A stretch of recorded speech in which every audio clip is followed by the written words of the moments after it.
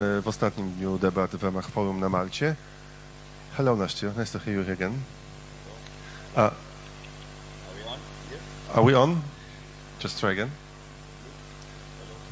The blue one. Dow. Okay, it works. So nice to have you again here. Thank you. I saw your show yesterday in the castle here. How is Poznań about? How do you feel in Poznań now? How did you find the city during being a curator of the festival? What question you want answered, man? The true one. No, like the question is, how do I feel about this experience? How do you feel about this experience of being a curator here? I would like to believe that it was a possibility that, to the best of my ability, I turned into an opportunity to learn, an opportunity to be exposed to other people's work, an opportunity to bring people together or be part of the team that was bringing all of this together. So the experience has been, I won't lie, frustrating at times, satisfying at others, eye-opening in others. I think the way it's supposed to be. So I'm very pleased with the experience, and I think what made me accept this challenge, it still makes sense, you know. So I'm good. I'm happy about it. Because you're still relatively young, 1981. Is this kind of experience, a challenge, being a curator, a first one in your life, or did you have this kind of experience previously as an artist? No, it's my first time. To some extent, it is important to say it is not the first time I'm asked to do it, but it is the first time. You didn't refuse. Yes, it's the first time. Let's put it the other way. It's the first time I accept. Huh? Because I think the conditions were very particular. First, I got a very good vibe and impression for the first conversation I had with Kasia. And normally, I accept invitations connected to the human element of what comes across me. And whenever I feel that I can indeed be useful, right? There was those characteristics that I had something to share. I had something to say. I had something that came into accordance to this invitation. And then, of course, it was in Poland. And that for me was significant for what this territory means, as far as I'm aware, to the European continent and the kind of political, social challenges that I think the continent, European continent, is facing. So there was a combination of things. And then I came here, I met the team, and it just felt right. It felt like it was going to be also a safe space for me to participate in this category as a curator per se. What does it mean? I don't know. What does Poland mean for Europe? What does this territory mean, as you said, that it was important for you to be curator in Poland because this territory, this place means something in the history of the continent, in the history of the people living here? What does it mean? Why is it important? To me, it is really important that everything that will come out of my mouth, it's not a general rule, so it's a personal perspective. I could answer that question in many different ways, but let's talk about something that I wrote and I made sure to present. Just in the history of the continent, what was happening here in the 16th century is, politically speaking, I'm talking concretely about a treaty of Warsaw that has happened. I won't recall the dates by heart, but it was one of the first agreements to how politically different religions, different practices, different people, different ways of expressing existence, that was done here, you know, for the first time. So that sense of legacy of what that was politically, where you had Christians, Muslims, Jews, and different denominations inside those macro sort of ways of finding meaning in life. It was here that politically that was decided. So I think that was a legacy that was important to indeed recall. No, that there is this dealing with time and dealing with the challenges that socially, territorially, Europe is dealing with. People are basically afraid, or people are keen in protecting their sense of security and all of those things.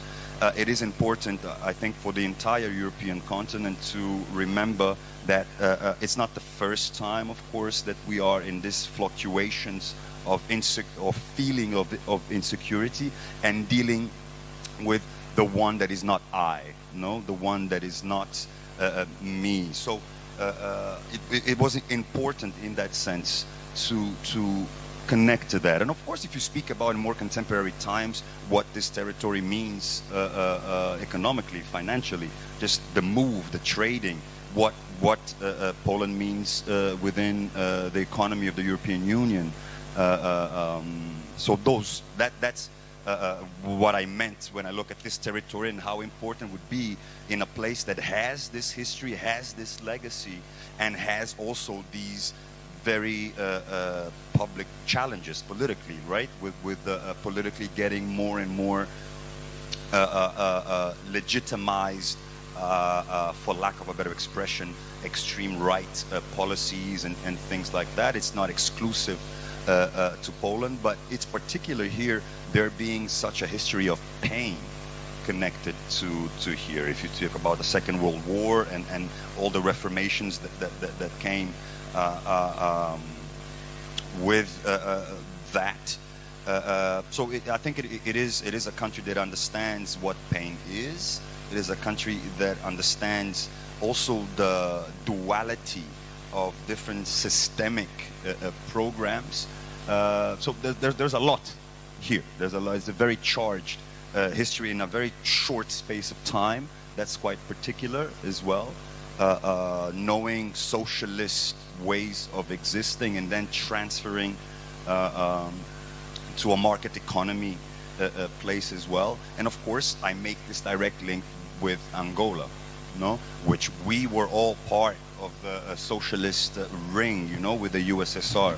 Angola was part of that. The party who was legitimized after our colonial wars was in line with Moscow, you know. So there are that connectivity politically, socially, and some of these challenges. It is not always obvious, I suppose, for Polish contemporary society how in an African country, for example, there are people that are more aware of what that experience is, you know, while you are who is indeed the other, or who has empathy for your experience. It might not be very obvious. We are more connected than what we think in the experience of living.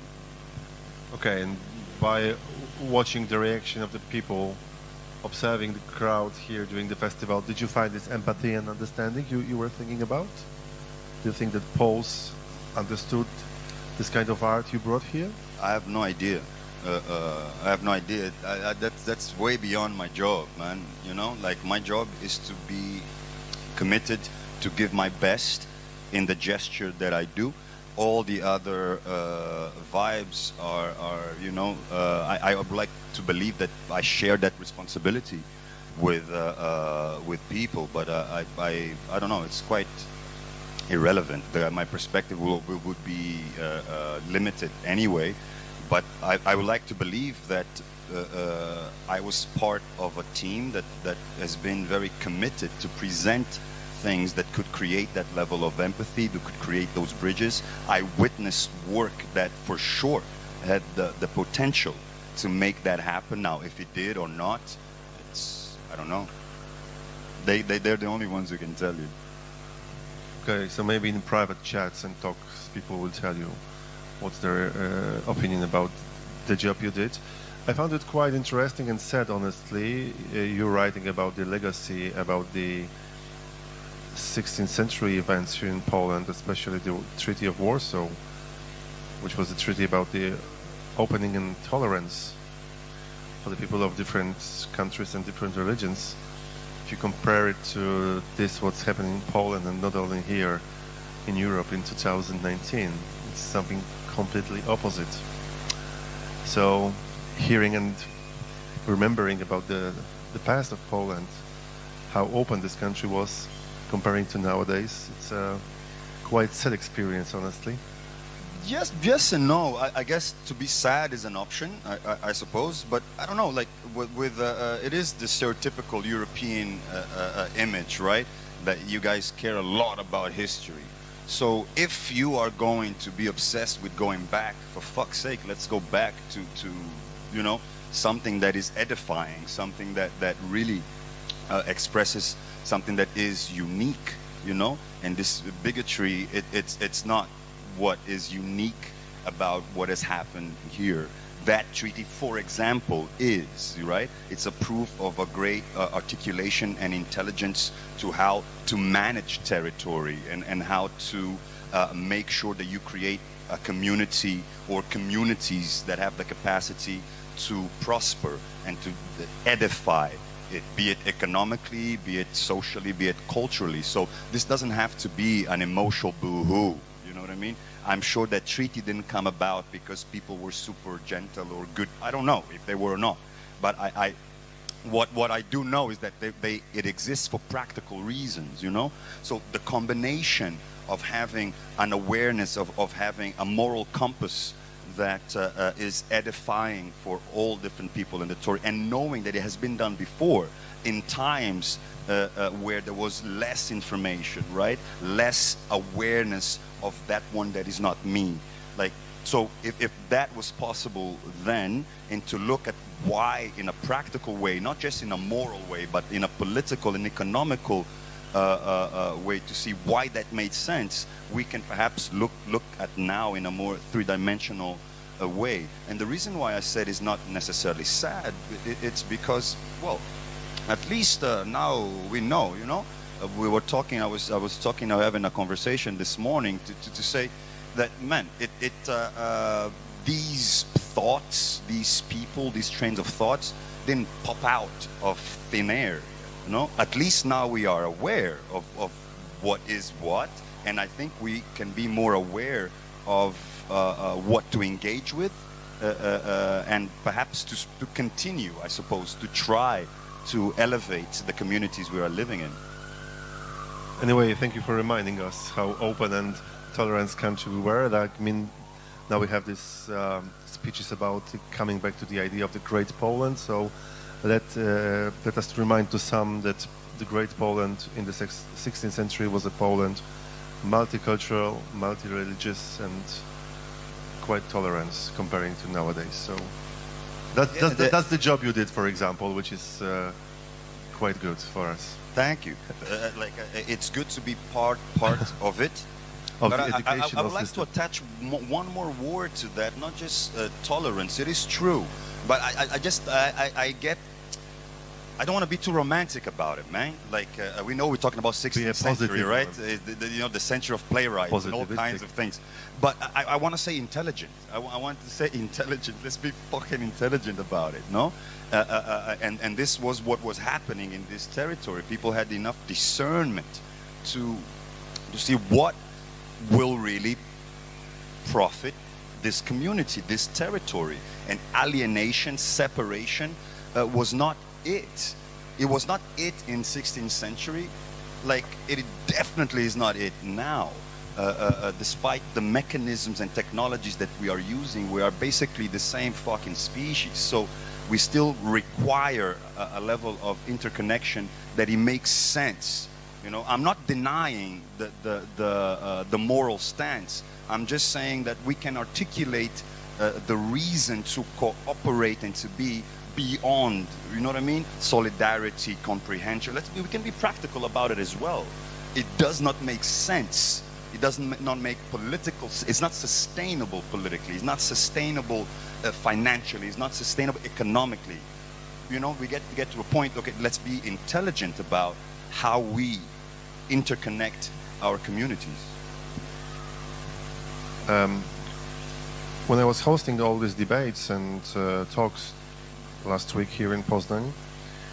Many of the participants were asking me about the idea of the army of the individual, which is the title of the idiom you were curating here.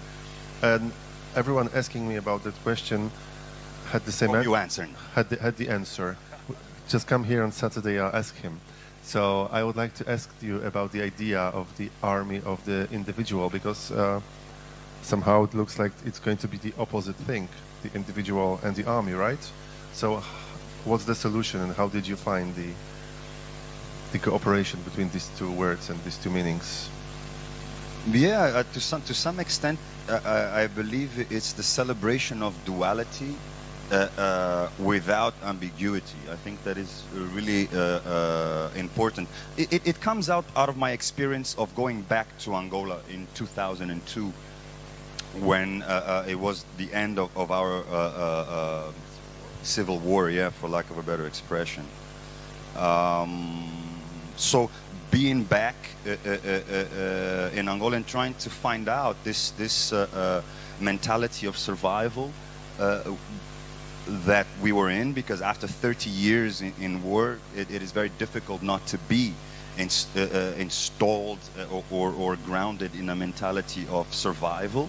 But at the same time, in 2002, it was very easy to comprehend why people were so defensive and so protective of their space and so mistrusting of things. But the only way we could give steps towards a new moment, we would have to become vulnerable again. And it's a quite a fucked up thing to ask somebody to be vulnerable if the past 30 years all that you were doing were surviving, and your survival, one of the biggest tools to survive was to be wary, was not to trust. That was a mechanism, right?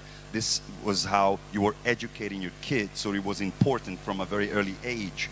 They could be, you know, aware of certain things, and now you would have to drop those things in able to rethink a particular territory, to rethink what your communities are. So understanding that difficulty was trying to merge something that we were very familiar with, which is this idea of army coming from the socialist times, this idea of community, no individual, right? It was all about the mass people, the collective, you know, and there are some aspects of that that were important to be preserved, but also we had to recognize individuals, you know. So it was this long process of trying to figure out how to create a concept that could communicate a particular kind of energy. When I had the first conversations with Kasia, it was we understood that the themes presented were war and peace, no? And I've been I don't know, maturing this thing for a long time, and it felt like a good platform and opportunity for me to share this perspective of being from a nation who was in war, being in a nation that is now theoretically at peace, but also with a war mentality. So how you know, it felt like it was the right place to come and present this and share this kind of perspective, and it was embraced by the entire team. So we move forward. So in a very simple way, it is the discipline of an army. I think we need that kind of discipline of movement together, but with the creativity and spontaneity that individuals can bring to the equation, right? It's to find this balance between without discipline, I believe it is very difficult to build things, to make things sustainable. But if we are not going to be robotic about it, if we're going to be flexible about it, if we're going to be intelligent about it, I think we have to consider individuals. We cannot put everybody in the same place, because we have different things to offer, and we care about different things, and that is relevant. And what was your curator's path to create the program you decided to give to Malta Festival? I mean, how did you find all these artists you asked to become a part of the festival? How did you find these individuals which could be the part of this army of individuals? Yeah, I've been traveling a lot. I've been meeting different artists and different people that have practices that are very different than mine. So the first idea was to get people that not necessarily I agreed with, not necessarily I understood their practices fully, but I had this sense of the commitment they have towards what they do, and then the diverse way that moves them to do what they do. So there were artists that I've crossed paths, you know, I crossed paths with them in different artistic projects. So, and I used some of them I knew, I had a relationship with, some of them I didn't really have a relationship with. So it was trying to find and sharing that with Kasia, trying to find a balance of a different spectrum, you know, to try to create as a dysfunctional family as possible and still make it work. You know, because to some extent what we didn't want was to have people that we necessarily agree with all the time. We wanted to create a meeting of people that have very different reasons to do what they do and different ways to go about doing what they do, and still it making sense us being together under one particular idiom. So this was kind of the rationale for it, I think. Dysfunctional family, that's a good point. I saw a part of this dysfunctional family yesterday in the evening. It was your show in the castle. Listening to your music and hearing the words you were speaking and singing. And it comes to the thing that you said previously during this conversation, that the role of the artist is to being useful. That's what you said. I wanted to be useful. No, not the role of the artist. I like to be useful. You as an artist or you as a person? Me as a person, and includes the artist part. So what does it mean, being useful? I think in different circumstances it means different things, you know. I received an invitation, and I guess being useful was to be able to contribute for a narrative, you know, that was building already. Here's this festival that is about to complete 30 years of history. They know what they're doing, and they come to me saying, can you contribute? To be useful was to take it seriously and to try to do just that, try to add value to something, you know. I think in this occasion, I think that was it. That's the one circumstance. And if we would just think about your show with the karaoke, how it can be useful for the others, you as an artist. How can it be useful for me? No, you as an artist, how you can be useful for the viewers, for those who come. Man, that's a weird question, dude. Like, everything I do in my work, I do it from a point of view of truth. And if I have this premise, if I have the need to put it out there, somebody has the need to receive it. So I cannot, I won't sort of create like a definition of how this show can or cannot be useful, even though I could, but I don't think that's the important thing for me to answer you right now. But I think what is relevant to say is that this particular show was created around a concept of care, a concept of vulnerability, a concept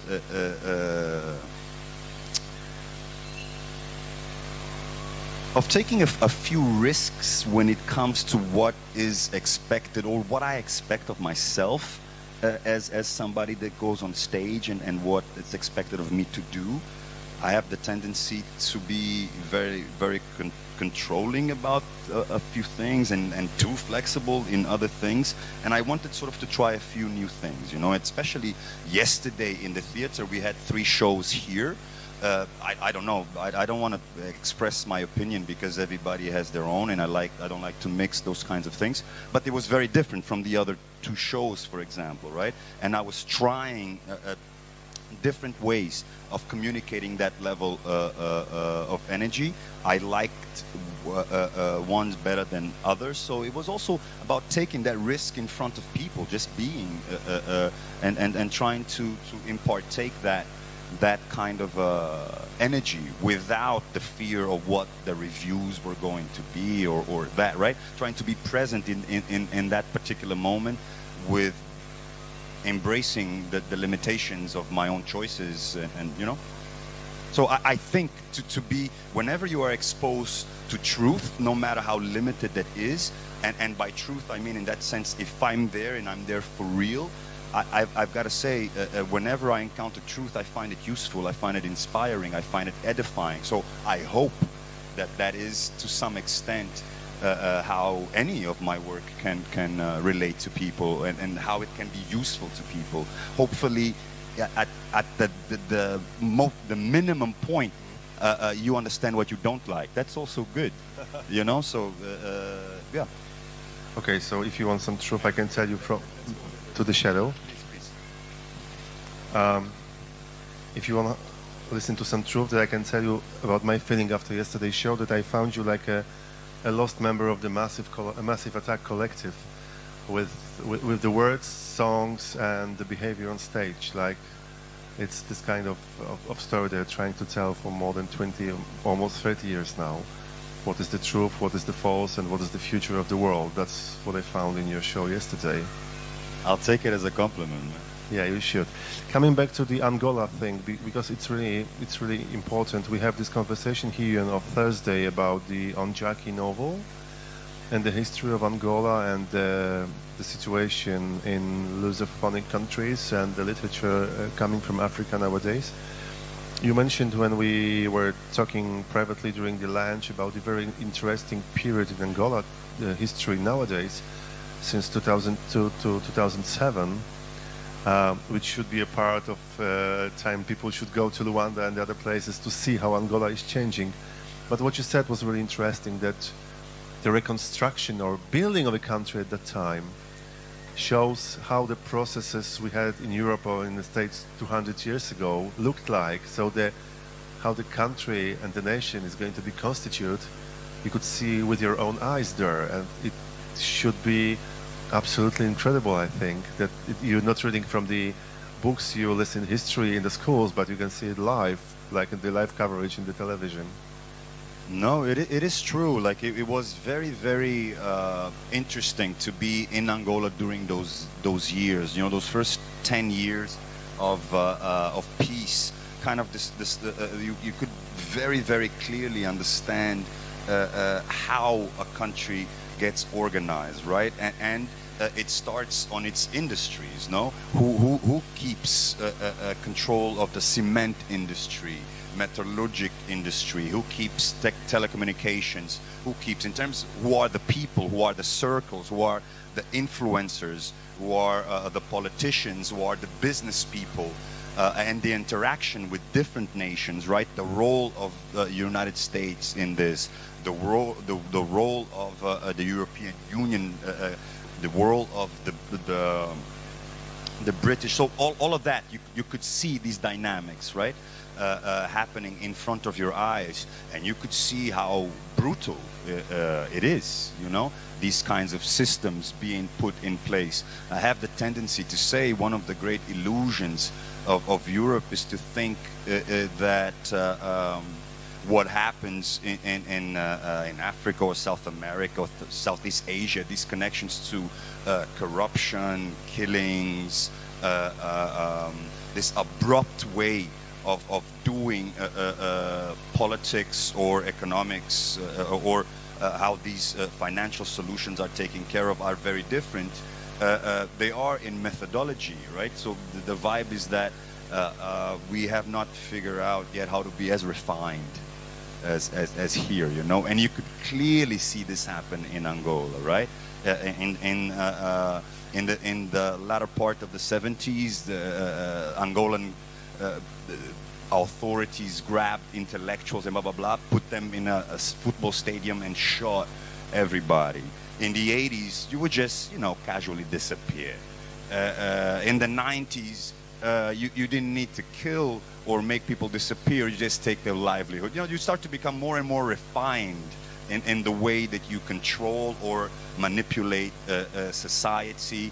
and you do it legally too, you know. So it was a very brutal thing to witness, but also enlightening, no, to how systemic patterns begin and are orchestrated somehow.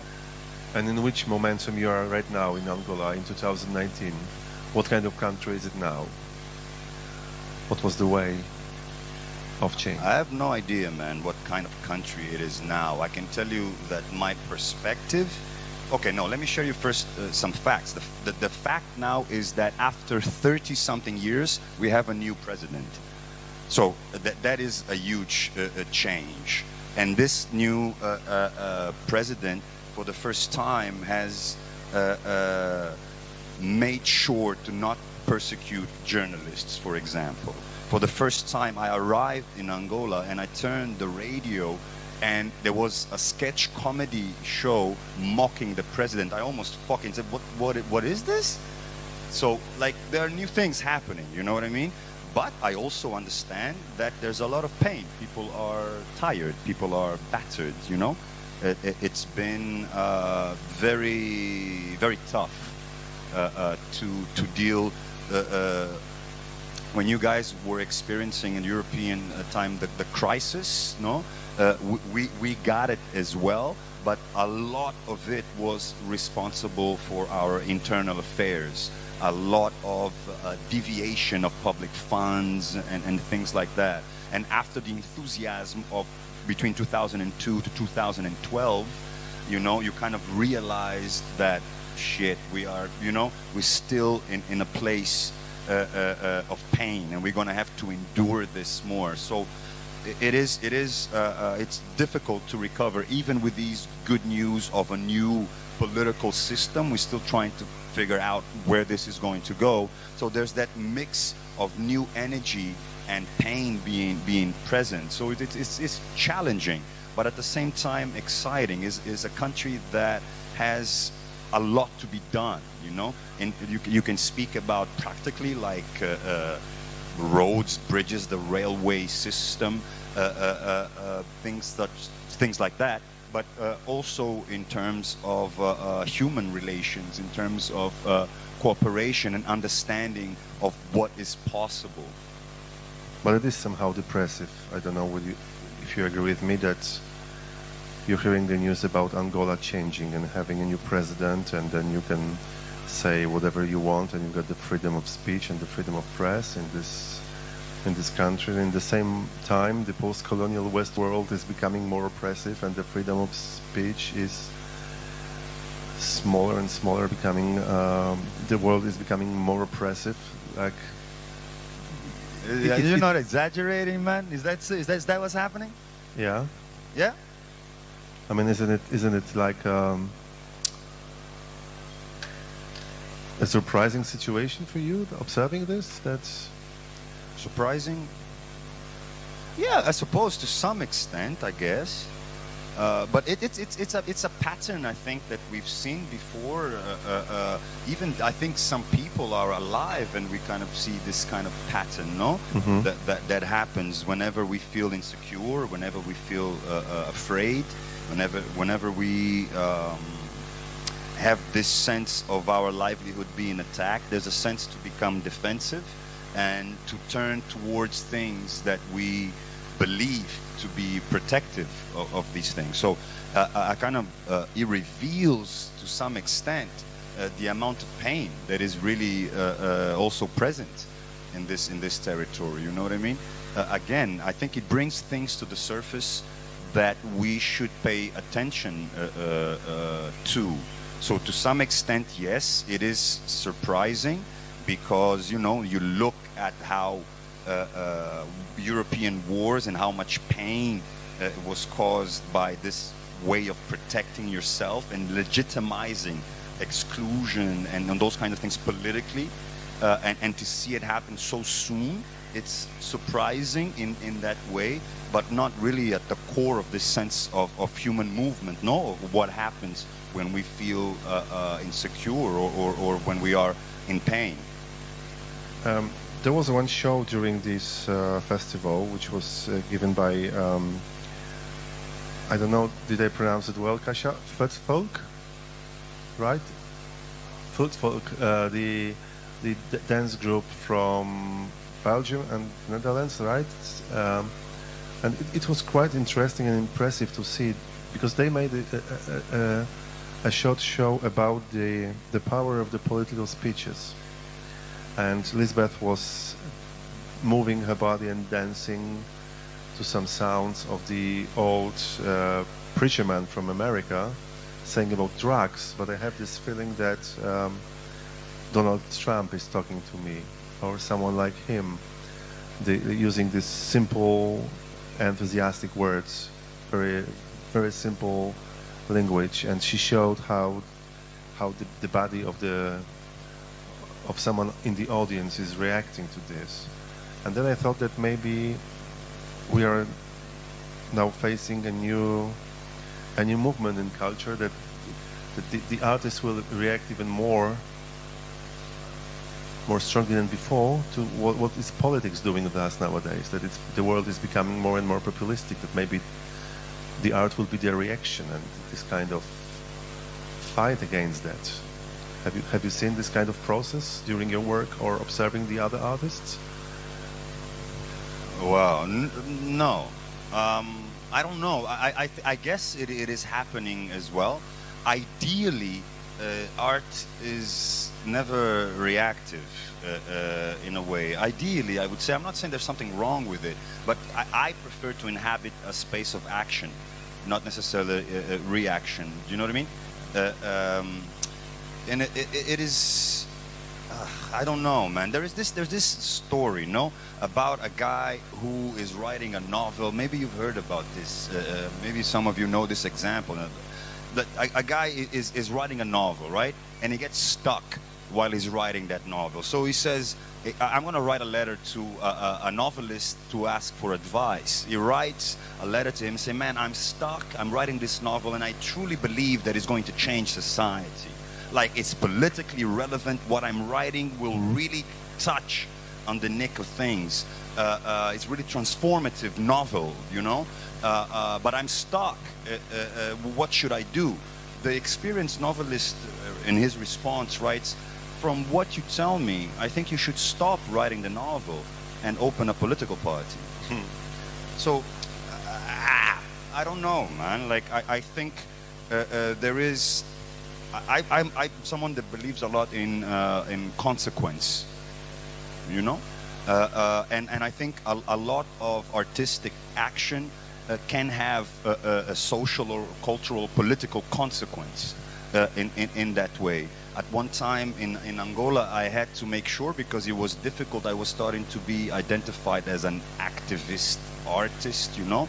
I confess, I don't see myself in that way, even though I can understand that depending on the territory or the context, how the narratives I present can be, it can evoke some kind of activist energy or something like that. So I don't know, I respect artists that feel inspired by or feel compelled to act or to react to that. But I don't know, I would like to make a distinction between the role of any individual in a society and how is it that you interact with your political reality, and the action of creating work, you know, artistic work. I don't think they are the same thing, even though there are people that kind of blend those two beautifully, no? It is not my experience, it's not how I understand it, even though I think it's true what you said, that there are different pieces and different pieces of content coming as a reaction of the times we are living, and that's okay. Now I would like to ask a question about this text you wrote for the festival catalog, which is your story about the army of individual, and it's not like an essay we got used to, but it's like a statement made somehow by a preacher man, someone who is telling the truth to the listeners, to the believers. Okay, and there is one sentence which I don't know, did it make me laugh, but I started to think about it very truly. Like, Nástio is writing, I don't believe in the absolute peace because I'm married. What does it mean? Man, there's conflict, man. There's conflict. Conflict is part of a relationship, especially when you care. And a marriage is, I think, man, is a great platform to understand the duality of relationships, but also to understand that hopefully it is important not to allow ambiguity to be part of it. So it is a statement that recognizes conflict as something that doesn't have to be necessarily bad, and always trying to make this bridge between these very high concepts of war and peace. Who the fuck knows war and peace, right? But maybe we do. If you can make people relate to that, you know what it is to be in battle. I would like some support from married people here, like, because it's true, right? Like it's this combative moments, and hopefully, if everything is going right, it is happening. You know, if you are progressing, if you are living new experiences, there will be points in which there are certain conflicts. So that's what I meant. Are you trying to get me in trouble or what? I was just curious. I mean, I found it really interesting and attractive for me too. Then it's okay. Yesterday during the show, you were chatting a lot about ego, like the ego which is important part of the show, and about ourselves. And there are also plenty of the vibrations of ego in your statement for the catalog. So, did you find your own way to deal with the ego of an artist, which is huge, as we know? Yeah, I don't know. I think I have a very good relationship with my ego. I think I like to think so. No, I like myself. I'm, you know, I think I'm in tune with that energy. I like being me, and I think my parents are very much connected to that. I find as life goes along that is not an absolute truth. You know, there are things that I'm overly judgmental about relation to myself, and that reflects in my relationship with others. So it's a process of going deeper and kind of recognizing these things. But as far as the ego of the artist and that relationship, I think it is not a very difficult thing for me. I think to manage. There are a few things that I do to distance myself from certain things. Like somebody came yesterday on the show and asked if I was angry because I left, you know, the stage.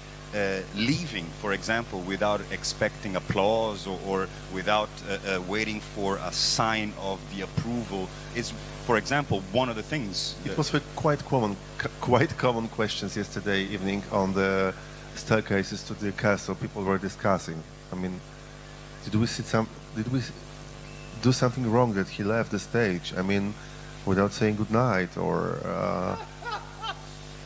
was this the kind of oppression, or was he aggressive? Like, did we say that like, we're ready to go? So he said, "Okay, just go," and I left. And then when this whole stuff finished, he didn't come back for the applause. I mean, what kind of guy he is? No, someone said that's for sure the part of his ego and his artistic play. So yeah, that makes an impression. Yeah, it's like what kind of asshole he is, more like, right? You said that. Yeah, I saw it. I read it in your face. Yeah, but for example, you know, that's a very simple mechanism that's got nothing to do with the audience. I kind of I give my best. But also dealing with the expectations. That people expect that you will do something, right? I suppose, yeah. So you don't have any problem with that? With what? With the ego. Man, I don't have any problem with that. I think I have a healthy relationship with it. It doesn't mean that I don't have any problem with that. I mean, I can ask you for 20 times and then finally we'll find the answer, because that you said that you don't have any problem with that. Okay. No, I think I have a very good relationship with my ego, man. That's all I'm saying. I think I'm okay. Sometimes you hit. And when your ego is becoming a hungry one, how are you feeding the ego? My ego? Yeah. We know you got a very good relation with your ego. That's true. Yeah. I don't know. For example, I feel really good if man. There's a lot of old people in Ghent. There's a lot of old people, man. Where you live? A lot of old people. No, a lot. Okay, so when I get a chance to help an old lady, my ego feels fucking great. For example, it's not so complicated to feed my ego, you know. I call my little brother, I ask what's going on out there, what are you doing, you know. Can I be of help of some sort? That makes me feel good. It gives me a good relationship with my ego. I write something and I get a melody in my head. That makes me feel good with my ego. I have sex with my wife. If it works out, I feel super good. You know, like, I don't think it's super complicated in that way. Is that your question? There are some sexual stuff in your statement, but I'm not going to read it. Yeah. Okay.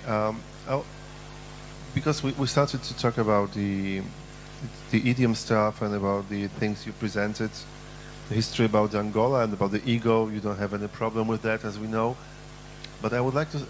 I would also like to ask you about your personal way to become an artist, because that's what we didn't talk about and we didn't discuss.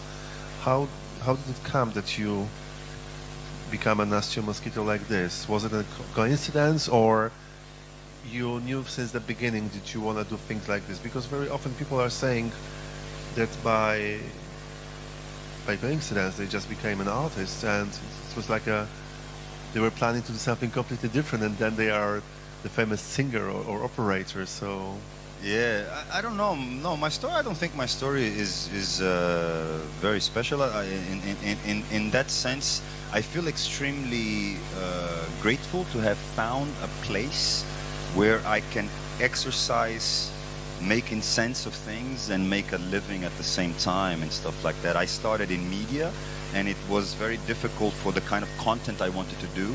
And then at some point somebody suggested, man, maybe you should go that way. You know? Maybe the things that you are creating, you should direct them to another place. And that was sort of the world of visual arts. I was constructing videos. I was producing video narratives, you know. And it was like that. So I find it, I feel very... yeah, I feel very grateful for that, because I think it could have been very frustrating, I suppose, if I would continue to want to put my contents and broadcast them on TV, or, you know, to find a place, again, where you can be useful. When you find and when you start to get invitations to work, you understand that your work carries an energy that can edify what other people are doing and planning. So I don't know if you say it was a coincidence, because I have the capacity to do many other things, but I think I feel well doing or being an artist, right, or producing these pieces of content and then either presenting them or defending them.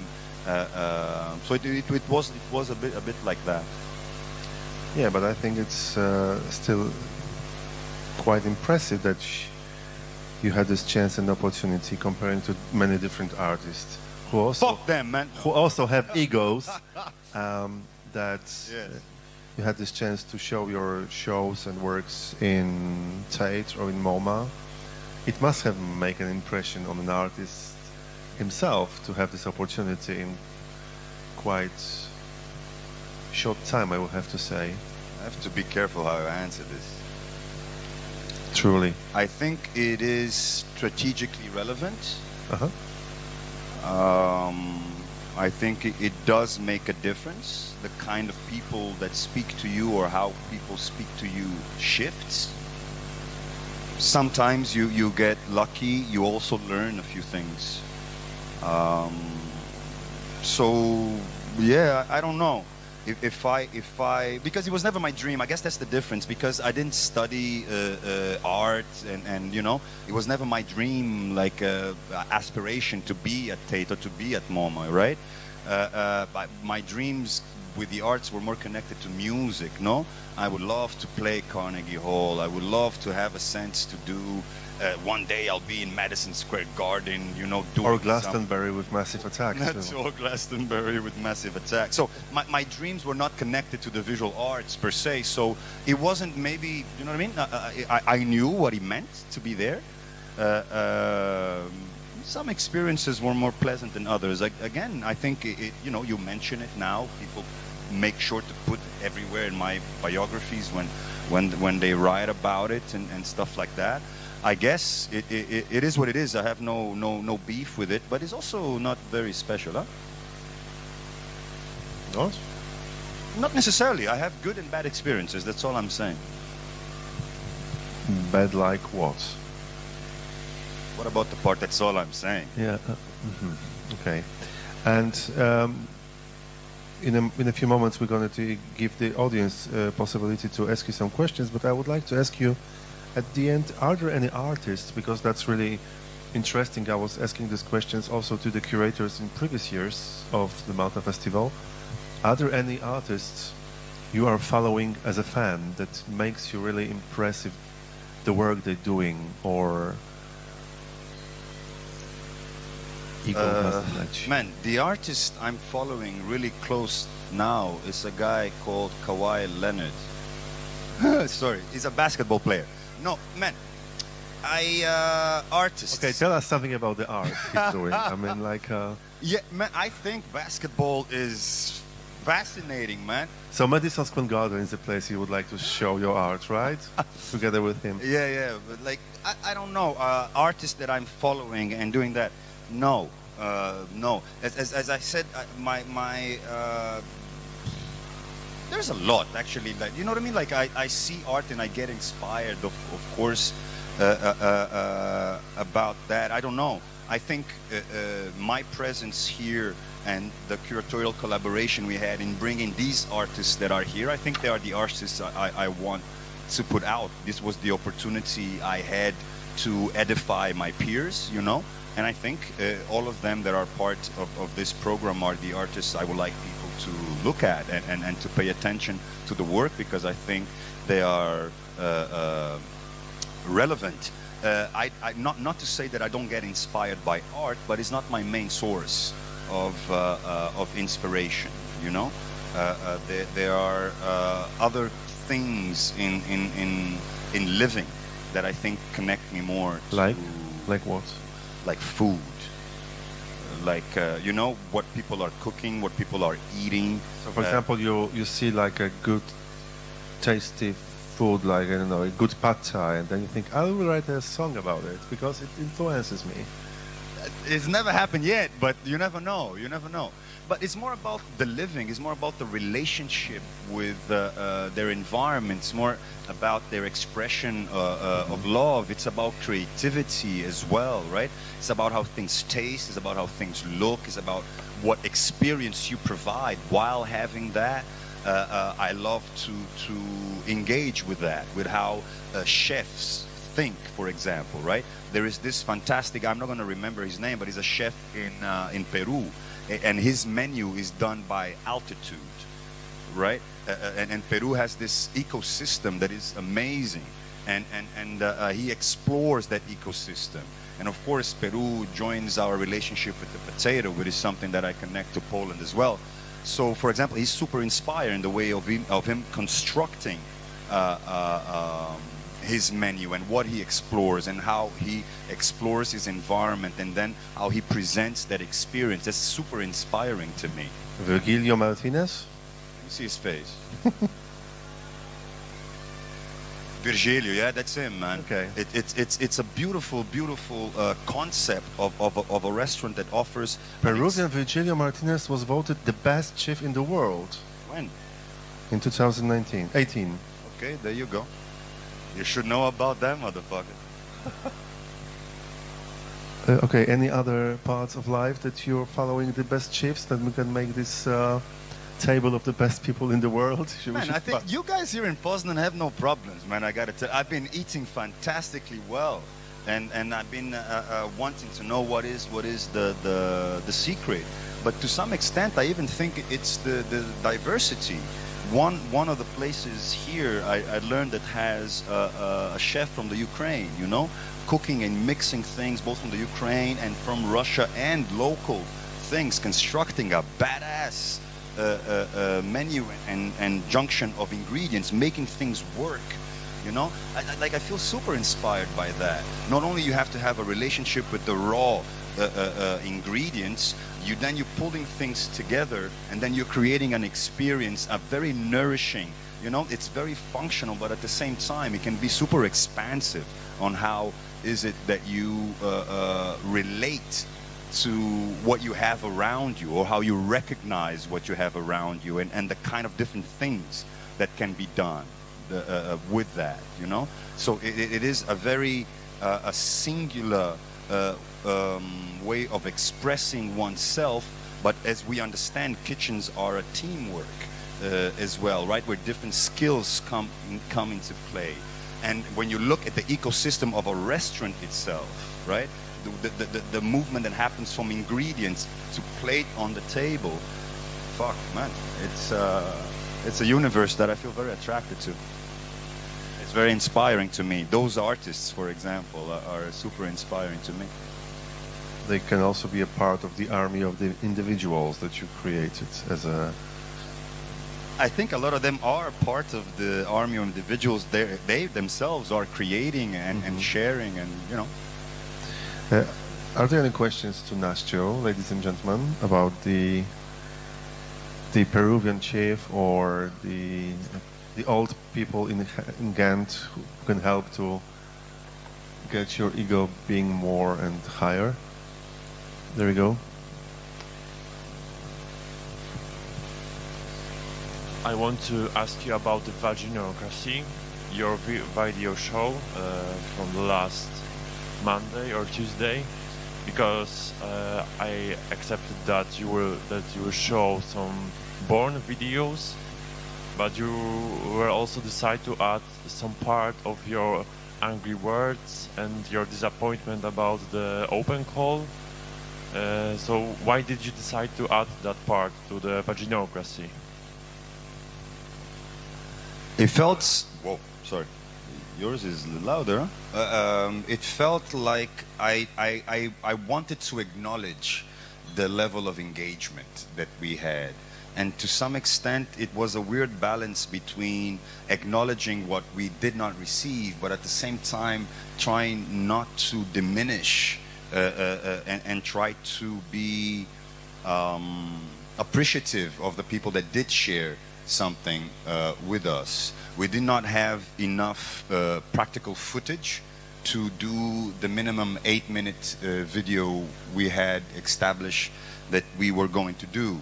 So it became important for me to attempt to create a kind of a narrative of intention for even if people did not know about the open call. So we had a snippet about what the open call was, then the reaction to give a little bit of a fake insight of the process, let's say.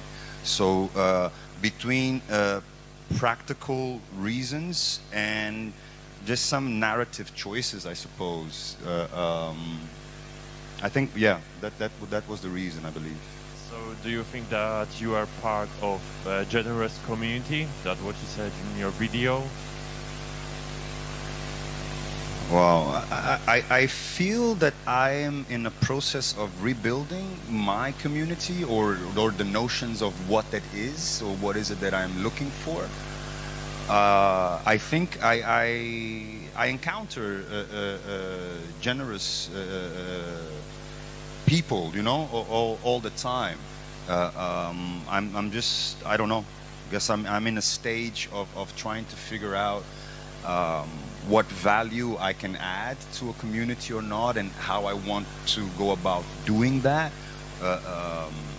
Maybe want is a bit misplaced here, but how I am, you know, and maybe that is the next stage of how I can stop trying to belong to communities in this and that way and trying to be, you know. But one thing I am very confident, I know that there are a lot of generous individuals out there, you know, so it should be okay once I get my head out of my own ass, you know. It'll be okay. Thank you very much. Any other questions, Nástio?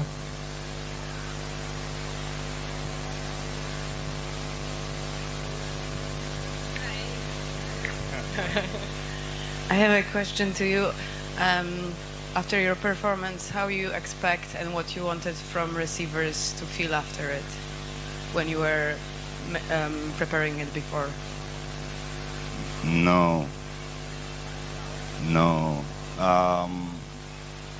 Again, as I said, I don't. I think I understand your question, but I don't engage with the process in that way. I don't work from a point of view of the reaction that I'm trying to get. I kind of I trust consequence. You know, again, I commit as much as I can to the truth of my gesture. You know, and I hope that truth translates and that it hits the audience however it's going to hit the audience, you know what I mean? It's almost like, and I think it's somewhat connected to the relationship I have with music, right? There's that famous story of Sting, no? Doing that song, Every Breath You Take, I'll Be Watching You.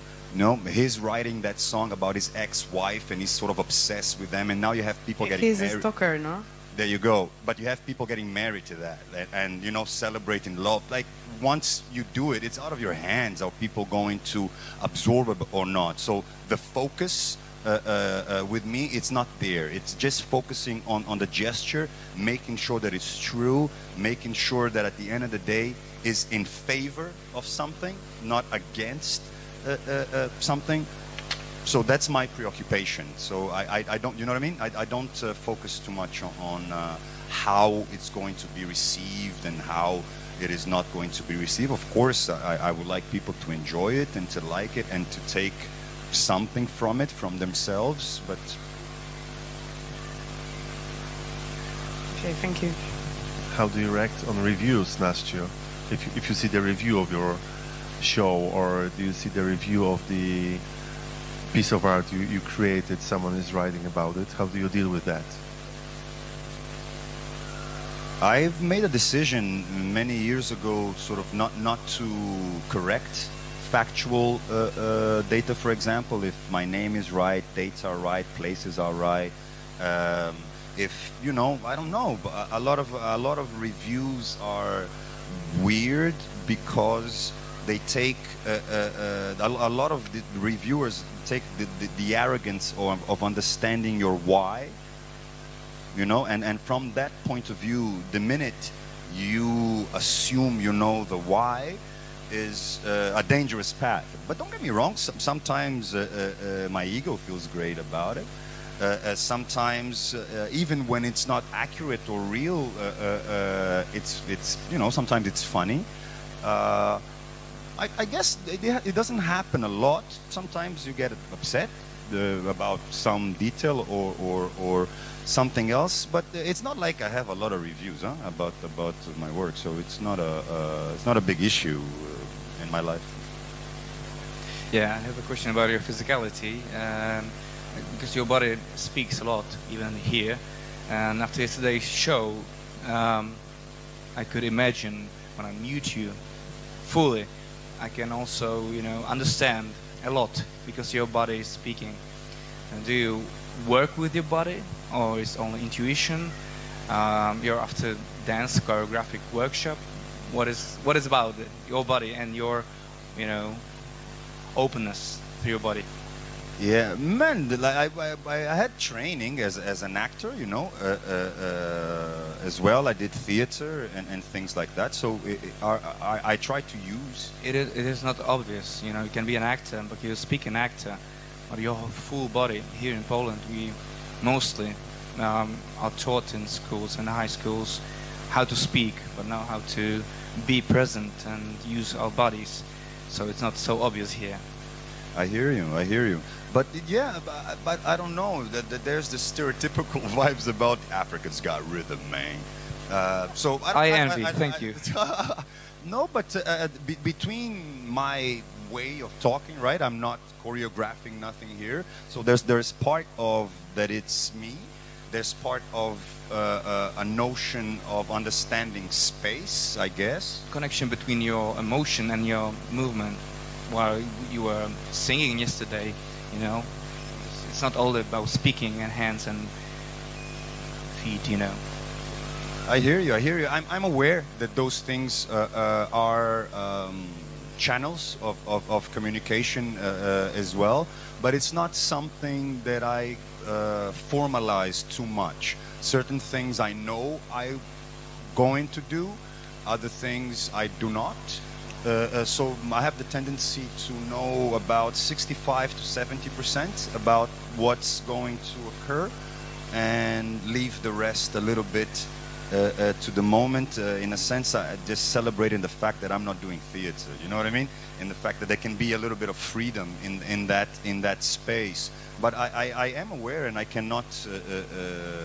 I have to, I don't know, acknowledge my teachers and stuff like that, and that level of awareness or presence, you know, like for you to imagine, man, in my school that doesn't exist anymore in the UK, when you were walking, you know, from the place where you're from your dorms to the theater, you know, the teachers were watching you in the window.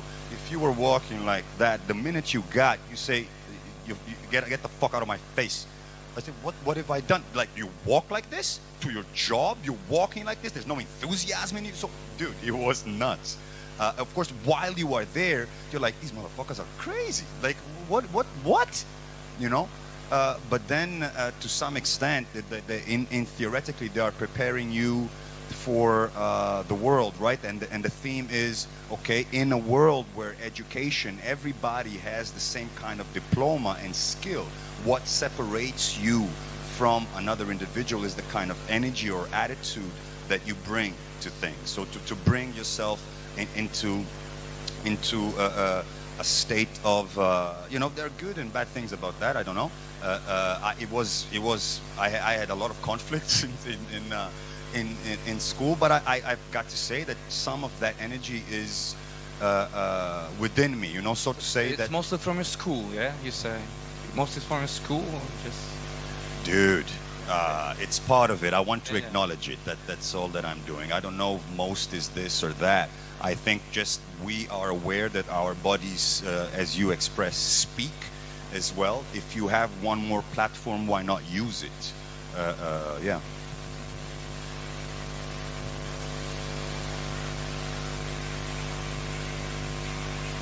The fact that the school doesn't exist anymore is not doesn't have any sense with the fact that you had so many conflicts, right?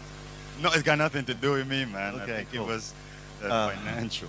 Okay, if we don't have any other questions to Nástio, I want to say that tonight during the silent disco show, we're going to play some Nástio music. So people who didn't have any chance to see him performing live to his music during last 3 evenings in Poznań, please do come.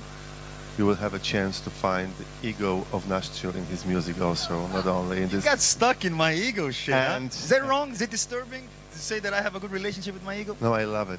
Okay. I really love it. Okay, at 5 p.m. we got a conversation, the last one during this year's forum with Professor Andrzej Leder about the culture of war in the peacetime. There is a double meaning of peacetime in Polish, but I'm going to translate it. And to maybe you know what peace it means in Poland. No, the peace is the name of the ruling party now. So the peace, I mean the short name of the ruling party.